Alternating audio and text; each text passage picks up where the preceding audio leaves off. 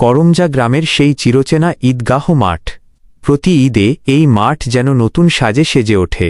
ভোরে যখন নতুন কাপড়ের গন্ধে আর সুগন্ধি আতরের আমেজে চারপাশ ভরে ওঠে, তখন এলাকার সব বয়সী মানুষ কাঁধে কাঁধ মিলিয়ে এই মাঠে সমবেত হয়। ঈদের নামাজের সেই জামাতের আনন্দ আর কোলাকুলি, মনে হয় পুরো গ্রাম যেন এক সুতোয় গাঁথা এক বড় পরিবার। এই মাঠের ঠিক পাশেই রয়েছে কবরস্থান। কত পরিচিত মুখ, কত আপন মানুষ, যারা একসময় এই মাঠে ঈদের নামাজ পড়তেন, আজ তারা পাশেই চিরনিদ্রায় শায়িত। ঈদের জামাত শেষ করে অনেকেই আবার ধীর পায়ে সেই কবরস্থানের দিকে এগিয়ে যান, দোয়া করেন, প্রিয়জনদের স্মৃতির প্রতি শ্রদ্ধা জানান। একপাশে জীবনের জয়গান, ঈদগাহের সেই উৎসবের মুখরতা, আর অন্য পাশে জীবন ও মৃত্যুর সেই শাশ্বত নীরবতা।